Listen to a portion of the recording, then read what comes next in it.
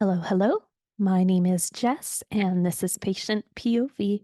And today, just to start out right fresh, if you are watching this in the intro portion of this, please disregard my hair because it is a little bit of a mess, and I'm trying to train my natural hair pattern again. And so please disregard that.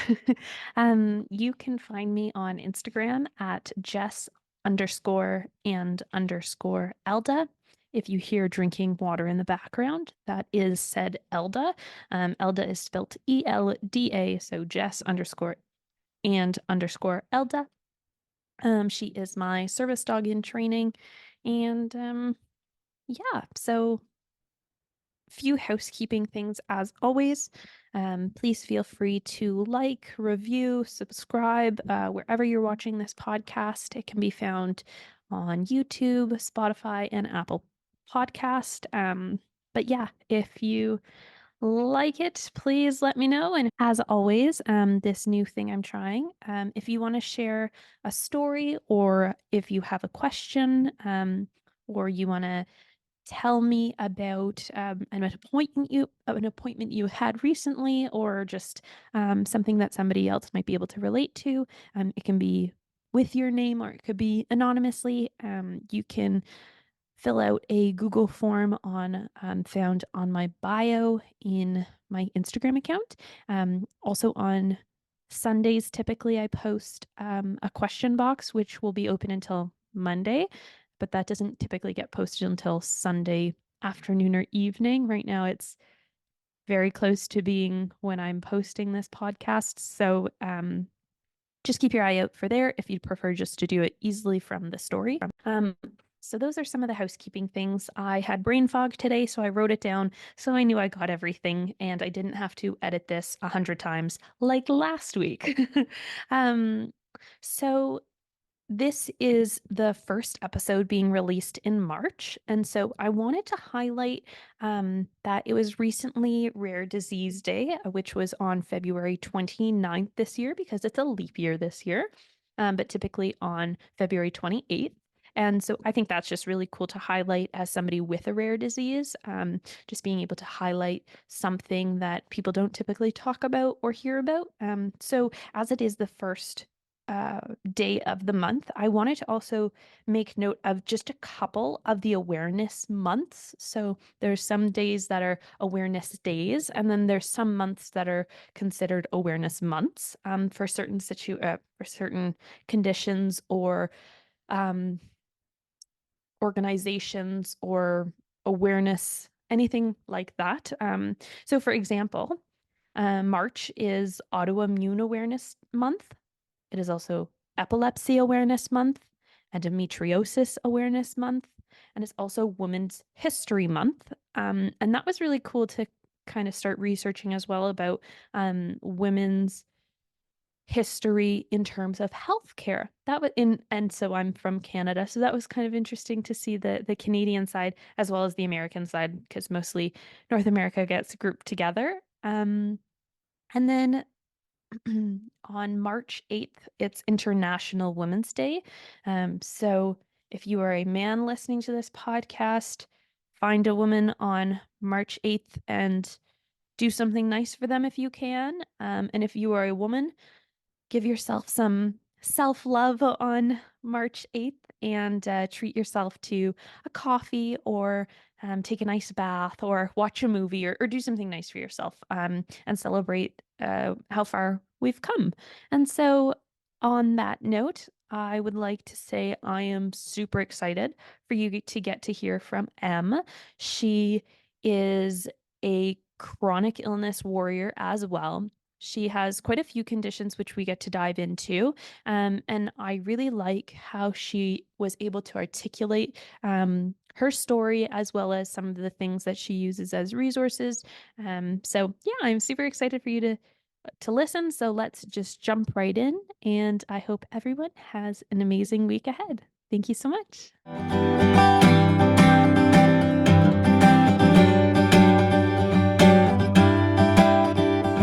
Hello, hello. How are you today?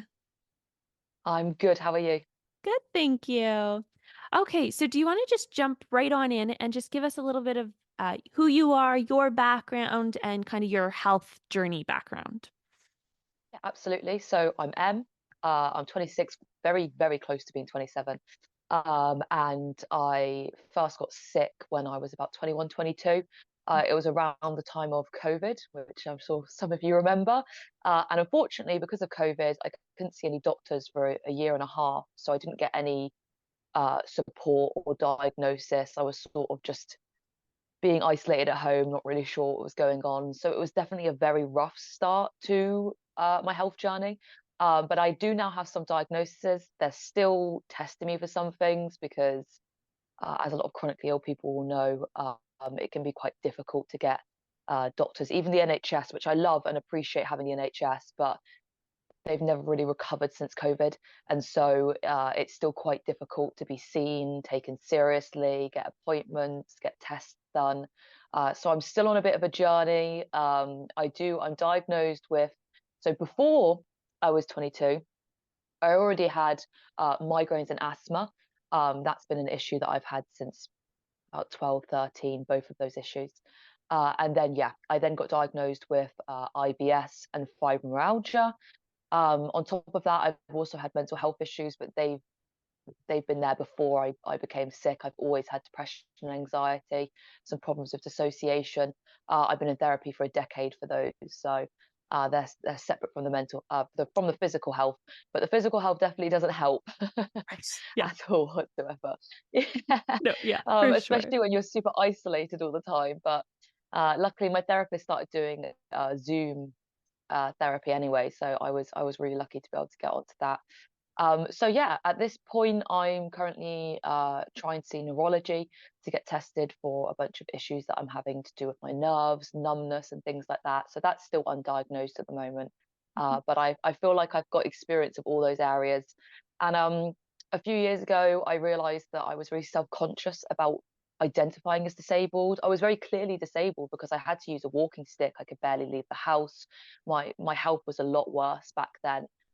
But I was really self-conscious about it. And I thought, you know what? I'm going to create my own Instagram and I'm going to post about my disability and I'm going to use that as a way to build up my confidence and claim this identity and claim this new life and to essentially try and stop spending so much time mourning my previous life and mourning what I expected my life to look like.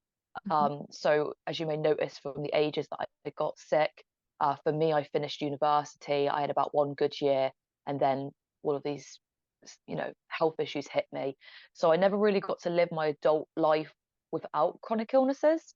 So for me, there was a really difficult phase of sort of spending a lot of time wishing I could have been the person I expected myself to be. Mhm. So there was a really big transition period, and running that Instagram, I thought that it would just be a nice little confidence boost for me. I didn't really think it would go anywhere, but at this point, I have a pretty decent amount of followers, and they're all so lovely. I could not have predicted how kind, thoughtful, and just genuinely great people the chronic illness community generally is. Connecting with all of those people who have gone through similar things or relate to what I've gone through, who comment on my posts and saying, "Oh, yeah, I really relate to this. This is my experience. Thank you for sharing." It really does make all the difference for me, and it's just been a wonderful experience. That's amazing. Yeah, for sure. And we'll jump into a few things that you touched on there and dive in a little bit deeper. But I appreciate that. That was a really great overview of kind of everything that we'll chat about today in particular. But before we jump right on in, something I ask all my guests that come on the podcast is there any shows, movies, or books that you're reading or watching? Does not have to be related to chronic health. We always look for recommendations over here. Um, the problem with me, I do read books, but all of my books are non-fiction. So I don't know if you're looking for fiction books or Sure. non-fiction books. No, whatever you, Uh, I just am interested in what you're interested in right now. So one of my New Year's resolutions, relevant but slightly different to what you're expecting. One of my New Year's resolutions was to get back into reading because I really stopped reading when I became chronically ill. I had vision problems, didn't realize I needed glasses, to be honest, as well as like cognitive issues and fatigue. It was much more difficult for me to read than it had been previously. So I Mm. started using this app called Blinkist. I believe that's how it's pronounced. And essentially, you do have to pay for the full version where you can select any book you want, but essentially every day they give you a book for free, and they reduce the entire book's it's all well, all the ones that I've seen so far have been non-fiction, but it reduces the topics down to like 15 to 19-minute reads. So you can Oh, get an overview. Yeah, you can get an overview of the topics and all of that in a very short, concise way. And I'm using that to get myself back into reading um, because I really want to read. I'm hoping, this is actually my first time saying this online, I'm actually hoping to write a chronic illness book this year. oh, very So cool. yeah, I'm really hoping to do that this year, assuming that my health doesn't decide that that's impossible. Yeah. um, but because of that, I really want to read other chronic illness books, obviously, so I can see what's already out there, and make references and things like that. And in order to read those, I need to train my mind back into being able to read. So I've been using this Blinkist app to do that. Previously, pretty much all my books, I'm not going to lie, were on like politics, feminism, other cultures. I'm very much so. I've actually also got ADHD. I should have mentioned that. Technically, I'm not diagnosed, but it's very obvious that I've got it. It runs in my family. there's there's no doubt in anyone's mind. In my first week of university, I had 4 different people come up to me and ask if I had ADHD. So it's obvious to other people as well when I'm in the right setting. And so I tend to struggle to read unless I feel like it's fulfilling something in my mind, which is why I like to learn. I really like learning. It's just a big part of my ADHD is that I really like growing skills, learning, developing, and things like that. So I read a lot of nonfiction.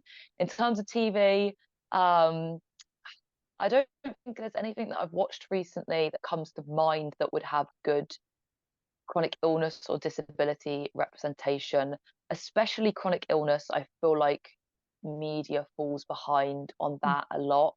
I don't feel like it's something people understand. Like a lot of shows will have like a wheelchair user or perhaps someone who's deaf or blind or things like that because when they think disability, that's the immediate thing that comes to mind, and that's what they use to fulfill that kind of role that they need. I don't think a lot of TV shows or media in general has chronic illness representation, generally Mhm. speaking. But honestly, I'm an animated TV show gal. Mm. So I absolutely love the animated Star Wars series, Clone Wars, Rebels. I'm also really into things like Amphibia, Steven Universe. Essentially, for me, watching TV, I like it to be a safe place. I feel like it's Mm. become a massive trend in modern day to watch horrors and really intense things and psychological thrillers. And in the most obscure way possible, I kind of feel like my life already has all that tension.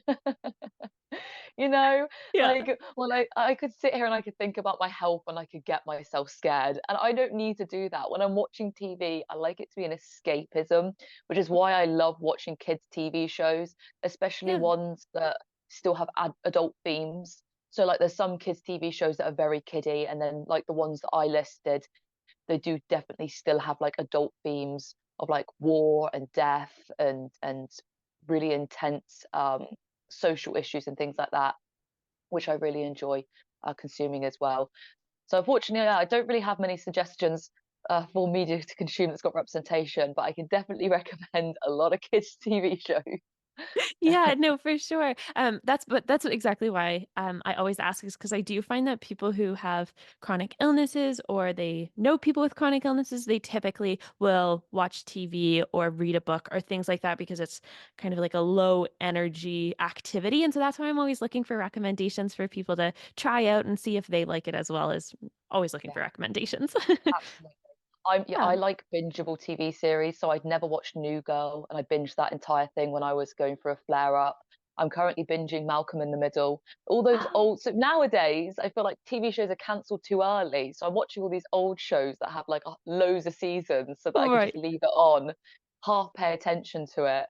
You know, especially when you're really unwell and you can watch TV, but you also can't even give the TV show your all. Yeah, yeah, no, for sure. Yeah, New Girl is a good one. I haven't heard a recommendation on New Girl, and I haven't seen that in a while. Should watch that again. Definitely, it's definitely got rewatch value, 100%. Yeah, yeah, for sure. Okay, so jumping back into things, you were mentioning your health journey was quite difficult, especially because of COVID. What are some of the challenges you had faced, whether it was getting diagnosed or in your current day-to-day life? So in terms of getting diagnosed, I genuinely just could not. So when I first became sick, I was actually very sick. I was having, so I actually there's my doctors have a theory that my health conditions were triggered by a particular mental health medication that I got put on. And unfortunately, that medication actually triggered seizure-like episodes in me, as well as a whole bunch of other symptoms, which luckily I don't have those particularly bad symptoms anymore. When I first got diagnosed, it was very scary. I didn't know what was going on, and none of the doctors wanted to see me because I didn't have COVID and I wasn't super sick from COVID. Which you know you can't blame them. I wouldn't have wanted to go there and put myself at risk of COVID anyway. But it was just very, very difficult not knowing for so long, living in the unknown and knowing that you weren't going to get any support. And then what I found is that as soon as the doctors reopened, I felt like they wanted to get through people as quickly as possible and almost just tick them off. So I was diagnosed with fibromyalgia. I don't know if you know this about fibromyalgia, but you're not supposed to be diagnosed with it until you've been tested for anything else it could possibly be, because there's no test for fibromyalgia. It's a little bit like the diagnosis they give you once all your other tests have come back clear, and they're like, look, you've got widespread pain and fatigue. You probably have fibromyalgia if none of the tests are coming back. So for a lot of people, getting diagnosed with fibromyalgia take years and years and years of tests and appointments and all of that. I actually found the opposite. So I was diagnosed with fibromyalgia and I only got tested for celiac and diabetes. They're supposed to test you for things like lupus and MS and all the other conditions that have very similar symptoms. But they just didn't bother with me. They just kind of slapped that fibromyalgia diagnosis on me. And unfortunately, because I've been previously diagnosed with anxiety, that's one of the reasons why I've really struggled to get neurology to take me seriously and to test me, is that every doctor that I kind of tried to speak to since then, they've blamed all my symptoms on either anxiety or fibromyalgia because there's such conditions that have so many symptoms associated with them. So, for example, I finally got to see an ear, I think I'm getting this right, ear, nose, and mouth doctor. No, ears, nose, and throat doctor. Right. That's what they're Yeah, called in the yeah, UK. yeah. Yeah, that's the one. I finally got to see one of those after having like throat issues for like a couple of years, and I was having really bad like gas, burping issues for like 4 years, a really long time to be honest. It had been a big issue. But every time I tried to speak to a doctor about it, they were like, oh, you've got a sore throat, a lump in your throat, you feel like you're struggling to breathe, you're struggling to swallow, you've got like weird sensations in your chest. That's anxiety. And I was a bit like, look, I know my anxiety. I've had anxiety for a very long time. I know Mm. my anxiety symptoms. This is new. This feels different. And I will literally just be lying down, not anxious at all. And suddenly I'll have this symptom. Like, this makes no sense. But they wouldn't listen to me. And then eventually they sent me, because I got to a point where I was getting such bad pain in my tongue that I was struggling to eat and talk. Like, I genuinely, it was, I could barely move my tongue. And I finally got to go see this specialist doctor, and I was in that appointment for about 5-10 minutes.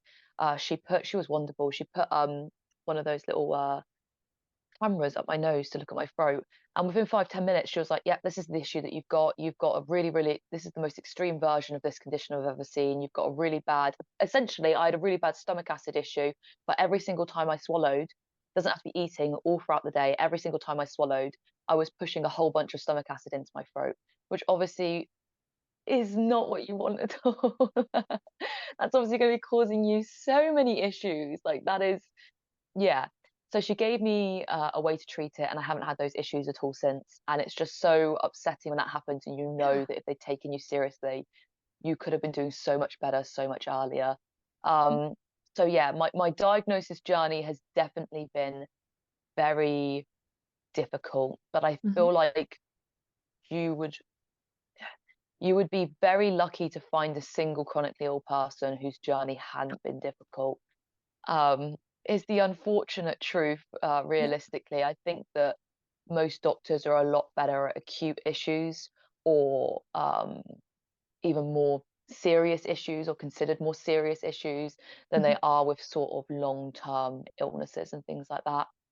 For In sure. terms of now, I think I've grown a lot. I've especially running my social media and being able to talk to other people. I think if I'd been isolated and on my own and had no one else to talk to, um, I wouldn't be doing as well as I am now. But I have constant support and advice from my community online.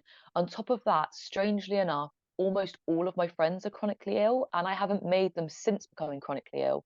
Almost all of Oh, my friends from before are now chronically ill. okay. I've got like two or no, I think I've got three or four friends who have pretty much the exact same conditions as me. Oh, wow. Um, yes, and I've known them for years since I was like 12 years old. So that isn't we didn't make friends because of our chronic illnesses. It just happened. I have another friend who has a lot of like gut issues and stuff, and he's been an amazing support as well.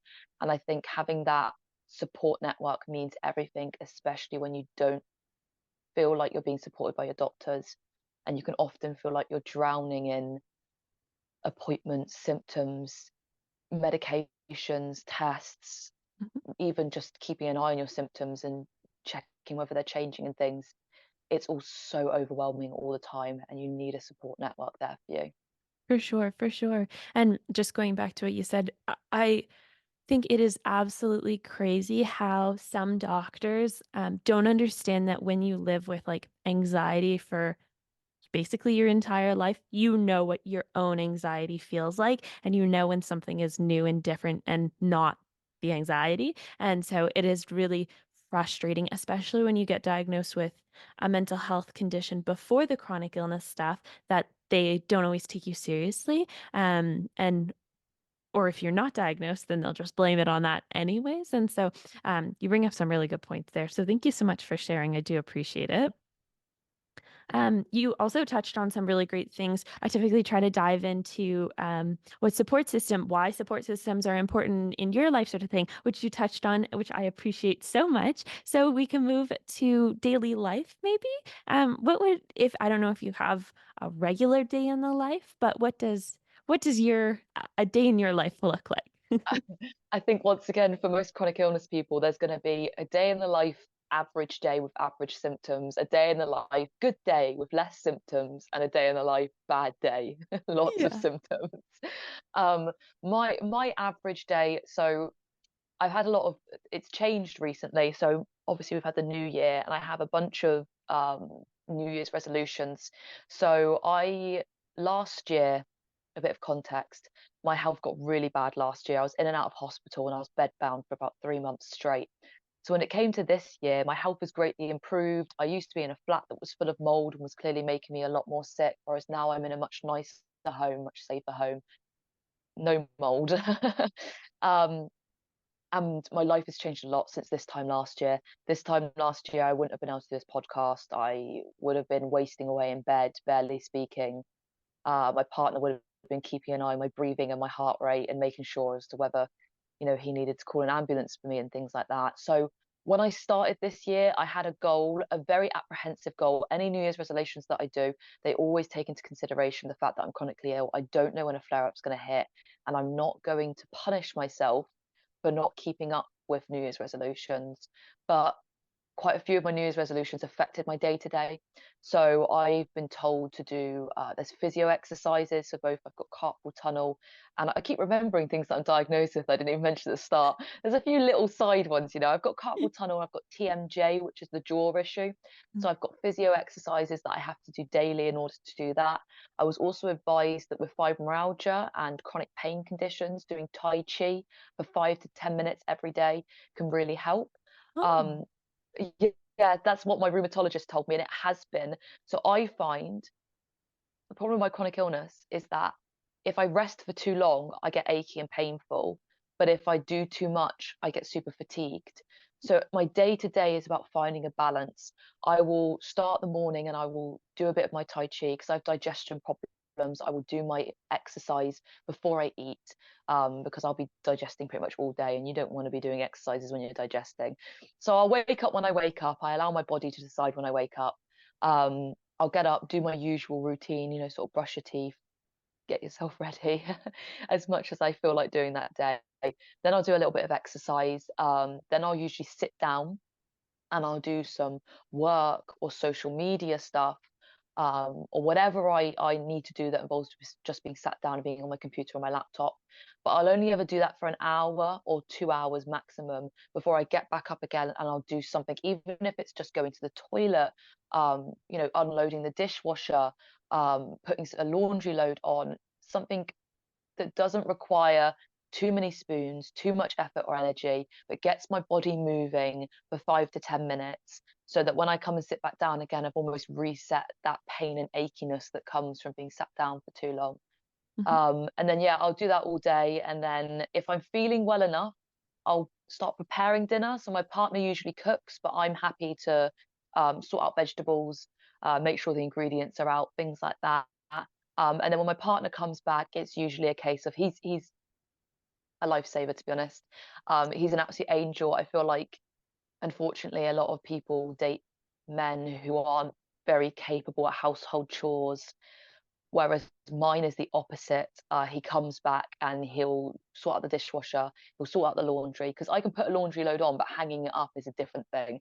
I can only do that if it's a really good day. So he'll come back and do a bunch of chores whilst I sit there and probably get on with some other things or rest, depending on how much I've exerted myself during the day.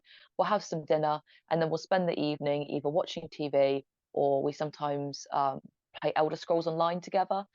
So yeah, that's my average day. Weekends vary. So weekends, it all depends on whether I've pushed myself during the week and I'm now in a bit of a flare up and need to rest up all weekend, or whether I'm doing really good. I try to see or speak to at least one friend every weekend if I can. Obviously, that doesn't work out when you're chronically ill, but it's an aim that I go for, just so that I don't end up isolated. Because last year I didn't see people for months at a time. Mhm. So yeah, it varies very much from where my health is at. But my average day is just sort of making sure that I am moving but not pushing myself. Yeah, no, wonderful. And I do think a lot of people in the chronic illness community can understand it's about finding the balance of resting, but then not too much or else I'll hurt, or and then the other side of not exerting yourself too much as well. So yeah, awesome. And then my next question for you is whether you use it in your day-to-day life or things that you've come across. Do you have any suggestions for like resources or things that you've used that have been helpful, whether it's aids or books or different things like that, websites? No, absolutely. So I have quite a few apps that I use. They're Mm, helpful for. So I feel like even if you don't have ADHD, if you have chronic illnesses, it can cause quite a lot of cognitive issues, memory issues. You're exhausted all the time, so it's hard to keep up with things. So you almost have some ADHD symptoms anyway, just from just being so tired and drained. So I use I once again, I don't know exactly how this is pronounced, but I think it's called Habitica, which is an app that I use for my to-do list. So it has a daily to-do list, to-do list of things that are more like do them at some point, but there's no, you have to do them regularly, but just maybe once a month. But it doesn't matter what day you do them, just consider doing it.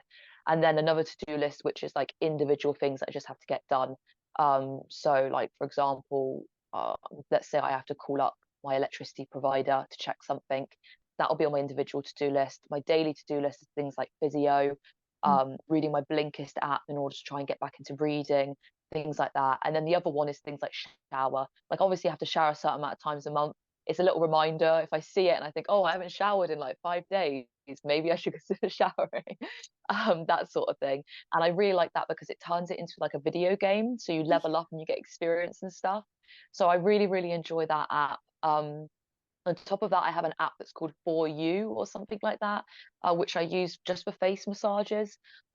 It's not about, a lot of people do face massages and goo sha in order to have to change their face, or they think that they're gonna suddenly have you know different cheekbones or something. Yeah, I yeah. don't use it for that. I use it to relax in the evenings to help you fall asleep easier, because I feel like I've got a lot, like in the evenings. That's when everything hits me. I think a lot of people can relate to this, whether you're chronically ill or not. You lie in bed, as soon as your head hits that pillow, you're like a thousand things into your brain at once. So I like to try and unwind before bed. On top of that, well, there's certain aids that I use that I find very useful. So I have a storage on wheels. I think I posted that on a one of my posts on Instagram at one point. I have storage on wheels that I use, which can obviously be moved around, that has like all my medication and stuff on it. So I have a Mm. really bad day, I can just wheel it over to either the sofa, the bed, wherever I've decided to relax for that day, and I've got everything that I need. You can have snacks on it, drinks on it. It's a quite a common thing for streamers to use, I think. They often have it next to them and they have all their snacks and drinks and various things that they might need for streaming. That's But awesome. obviously it's quite useful. Yeah, no, it is quite useful. Other than that, I also have, I know it's quite difficult for people who use walking sticks. So there's two brands that come to mind when I think of walking sticks, but unfortunately both brands, their walking sticks are average about £80, which obviously a lot of people can't afford that much on a walking stick. They are amazing, like they're worth the money. I don't actually have one, so maybe I shouldn't say that. But from what I've seen, they're amazing and they're worth the money. They're really high quality, they're beautiful. They work really well. They're going to be long lasting. They're definitely worth it if you have it. But when I first became chronically ill, and even now, I've never been at a point where I've had a large expendable income. So I actually use this brand, this company called Flexyfoot, where their walking sticks are more at the £25 region, and they don't click. So clicking on walking sticks, a lot of people find that really annoying. A lot of cheap walking sticks click every time you use them. My one does click, but only when I accidentally ram it really hard at a weird angle. It doesn't click, generally speaking. I like have to like almost make it click. Um, but essentially they've got flexi bottoms, Mm, with a little bit of like compression, so it's easier to use and is like less damaging on your wrist. mm. And then on top of it, the one that I use is a cork handle, which is obviously softer than a hard handle the average ones use. So it's softer in your hand, but they do have a couple of other handle types. They have the ergonomic handle. They have this really cool, like squishy handle that I really want to try at some point. Um, the only downfall being a FlexiFoot is that they only have a few color options at the moment. I'm really hoping that they bring in more color. I'm very, very passionate about disability aids being better looking. Yeah. I do feel like a lot. It's actually it's part of a big part of my Instagram is that I want to grow my Instagram, so that I can actually I want to start my own disability aid company, Mm, and I want to sell a variety of aids for all sorts of disabilities. But I've got loads of design ideas for them and loads of pattern ideas for them, because I just feel like a lot of disability aids are very medical looking, and yeah. these are things we're bringing into our home. They're part of our identity. Like disabled people still want to express themselves, so finding disability aids that actually reflect your personal style, especially if you have a very strong personal style. I have someone who follows me on my Instagram who loves wearing pastel colors, especially pastel pink. And if she's wearing pastel pink all the time, she doesn't want this awful hospital blue medical equipment cramping her style. Yeah, no, for sure. And you mentioned that there was two other brands that you have heard great things about, but it's a little bit more expensive. What are those two brands as well? Okay, so I assume that most people would know of these, but it's Cool Crutches. So they do walking sticks and crutches. They're the standard ones that you can imagine, but they've got loads of patterns. And on top of that, you can design your own. So you can literally make your own pattern and send it to them, and they will make you your own unique walking stick Oh, or crutches. cool. That's So really they're cool. awesome. Yeah. And then the other one's Neo Walking Stick. So they make I don't actually know what it's made out of. I think it might be made out of acrylic or something, but they're like completely different from your usual walking sticks. They're like solid, and they're like bright colors. So they have like see transparent ones. So it'll be like orange transparent with bubbles in it, or like it will be like see-through transparent, no color with like gold glitter in it. Or they have like some solid color ones. Like they have some really like I want a Neo walking stick or a cool crutches so badly because they look so cool. I want to design my own walking stick and I want some cool acrylic looking walking stick. But the problem for me is that because they're all quite expensive, is I can't choose a color. I want to have all of them because I don't have one color scheme that I stick to. I'm quite experimental with my clothes. So I want to collect all the colors so no matter what I'm wearing, I have a walking stick that will go with the outfit. Yeah, Um, it's like the girls with the scrunchies that match the outfit. You need a walking yes, stick for your outfit. yes. Yeah. And you know what? Some of the really big disabled creators on social media, you can see that they have like all the different colors, and you can literally they do videos where they're like wearing an orange outfit with the orange walking stick, a pink outfit, and you just sit there and you just go, I wish I was you. You are iconic. Oh, that's great. So my last question for you today here is, if would you have any words of encouragement or words of advice for somebody who's either like starting their health journey and figuring out what's going on, or are in the thick of it and are kind of just feeling it right now? Words of encouragement or words of advice for them? Yeah, no, absolutely. So for people that are in the thick of it or just starting, feel a little bit like they're floundering with all these different issues, I think there's two important obstacles to overcome. The first one being very obvious, which is the actual diagnosis part. It can be really hard to advocate for yourself. It can be really hard to, especially if I think a lot of chronically ill people tend to be people pleasers, which Hmm. means they go into these doctor's appointments, the doctors talk over them or don't take them seriously, and they just smile and go, okay, fine, and then go home and cry. I'm saying this because that's exactly what I do. Yep. I really, yeah, that's 100% me.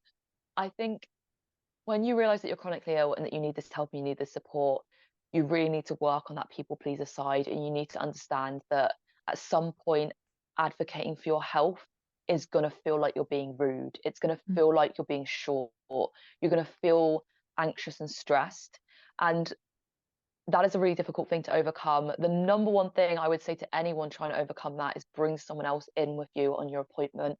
I don't know what it is with doctors, but if there's a witness, they often tend to take you more seriously and listen to you. The difference between my appointments when I go alone and when I go with my partner is phenomenal, to be honest. So having someone who, and I know that's difficult, especially if you have a during the week appointment, people, you won't necessarily have someone who's going to take time off work to come with you to your appointment. But if you can, absolutely do that. If you can't, go on social media, follow people who are proud of their identity or advocating for themselves, and try and channel their energy through you. That's part of what I do is that I see these posts and I go, yeah, you're right. I deserve to be listened to. And I hype myself up before appointments. And I'm like, and sometimes I still fail. Sometimes I still sit there and I get all nervous and I end up just smiling and nodding and going home crying. And that's okay. That happens. But your health is the most important thing. Your health affects every tiny detail in your life. And at some point, you need to try and overcome that as much as you can, even though I appreciate how difficult it is. The other thing is the mental side of it. For me, reclaiming, like taking a hold of that disabled chronically ill identity and becoming proud of it was such an important pivotal moment in my life where I went from feeling shameful and feeling like I couldn't leave the house because I couldn't leave the house without a disability aid. Um, and feeling like everyone was staring at me, especially being young and disabled. People don't expect it. People look at you a lot if you're using my mobility scooter or a walking stick. I get stared at a lot. And yes, sometimes it really gets to me. Sometimes I'm really antisocial and I just don't want anyone to look at me or perceive me. But that's not going to happen because people are like, wow, I'm not used to seeing that. Let's look at that person.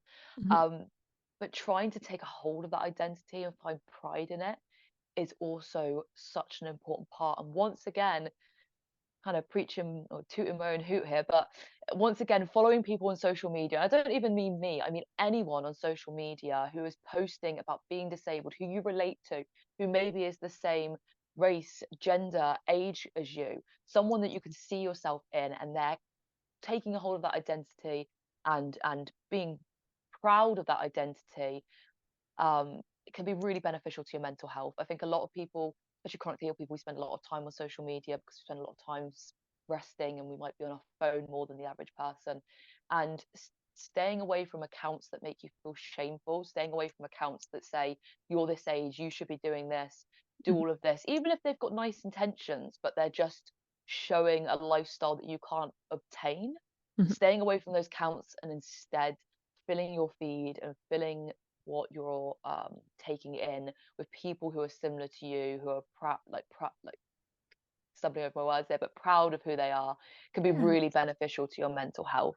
And finding that community can make the biggest difference. Yeah, for sure. Wonderful. Well, I really do appreciate you coming on and joining me today, and I Thank appreciate all that you were able to share with us. So thank you. Thank you so much for inviting me. I love doing these sorts of things, honestly. Any way I can help the community or get the good word out there.